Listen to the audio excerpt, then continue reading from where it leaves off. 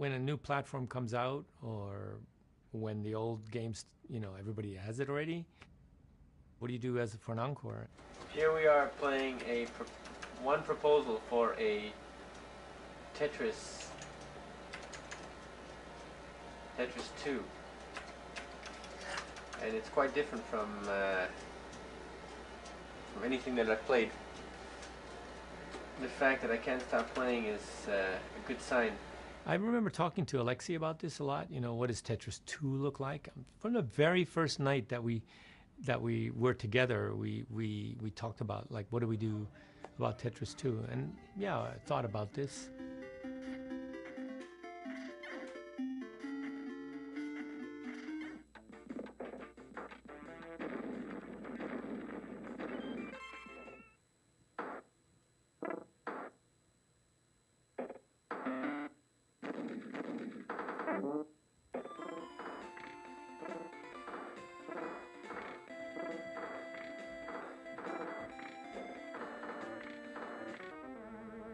We made a policy that we were always going to include Tetris. For each subsequent version, it would be Tetris with something. That's why the second one was Tetris 2 plus Bombless.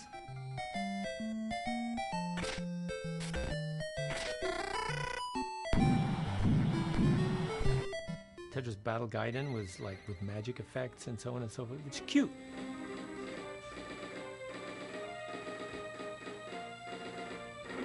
We worked hard to think about all these magical effects you could do to affect the other guy's play field and so on. And I think that's a pretty good version of Tetris. It was a fun game.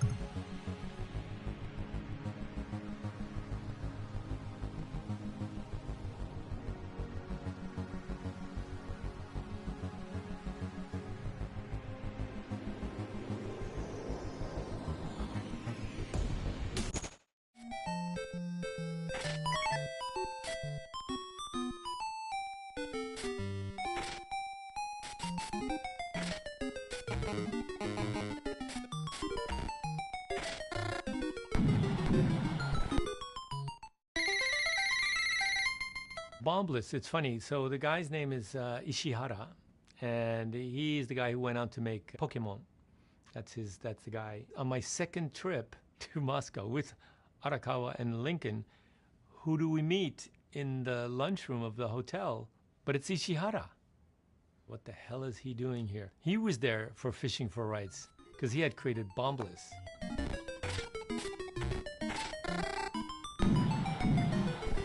If I hadn't been back, he could have gotten the Tetris rights instead of me. So I dodged that bullet. He must have gone to Yamauchi. Well, Nintendo said this game is too close to Tetris. So, you're going to have to talk to Hank and publish it through Hank. And that's what he ended up doing. We analyzed the game. The game was definitely a Tetris knockoff.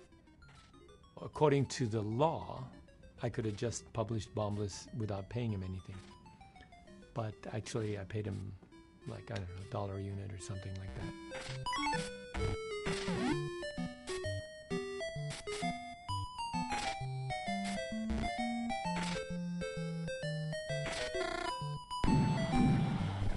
And, it's the right thing to do.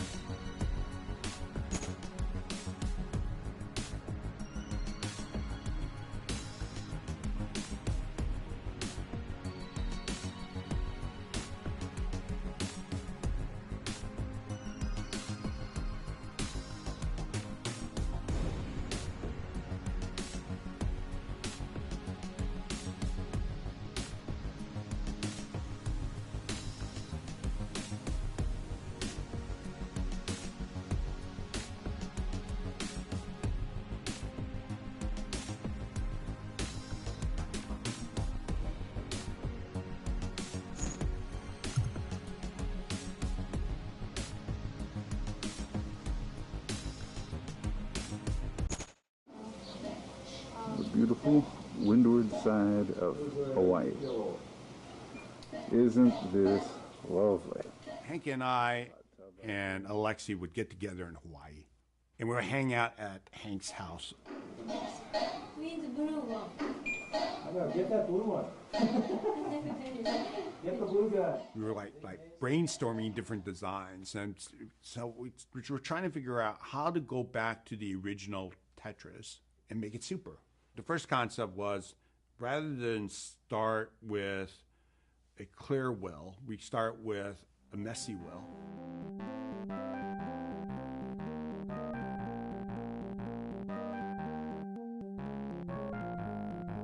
The goal of the game would be to clear out the messy part, and that would get you to the next level of progression. And so we came up with this idea of having bombs.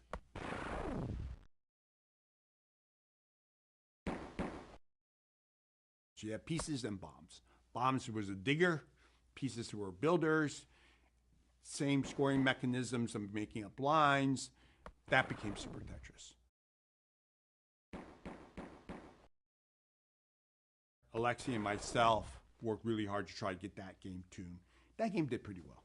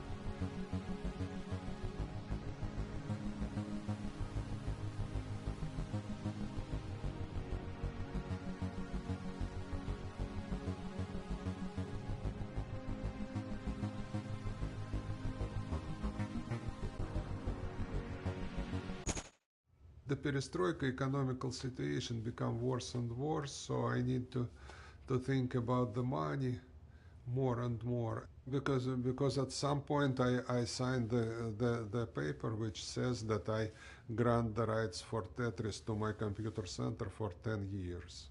1985 to 1995. Ilorg was going to be the agent for the computer center for Academy Soft. Those documents all said that all the rights revert to Alexei at the end of 1995. Well, Nintendo made money, and we made some money, and Hank made some money, right? None of the money actually got to Alexei. In 93 is when he asked me to help him, because he said, come 1995, they're just going to try to take the game from me. So let's make a deal. And we shook hands on a deal. And my lawyer said, oh, Alexei needs a lawyer.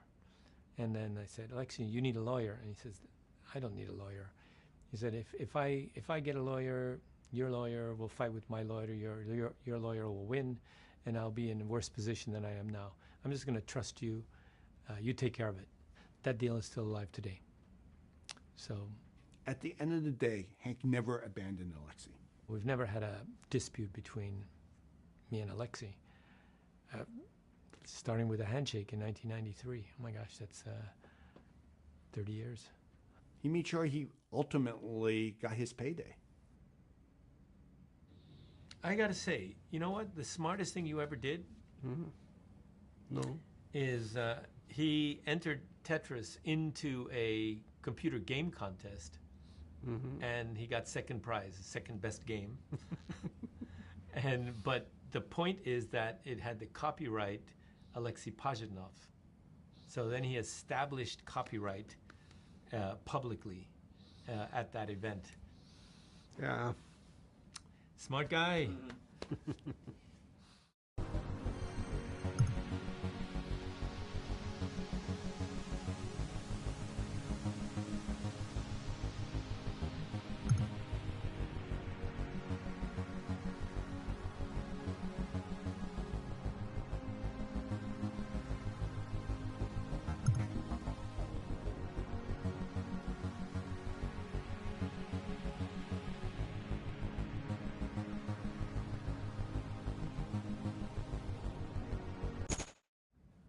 In Japan, all of a sudden, there was a fad that came out. You could buy this little 8 by 12 Tetris machine, and it was called Tetorin.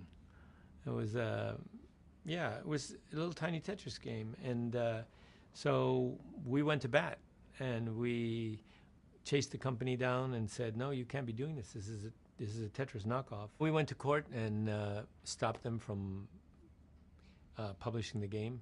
And rather than have those just start to go black market, what we did is we went upstream and we said, we'll buy your production. And we upgraded the design, and we sold them in Japan, and Square sold them in the US. By the way, the next keychain game that came after that was Tamagotchi. So we started the keychain game boom in Japan with Tetris, and then Tamagotchi came, which was a huge hit.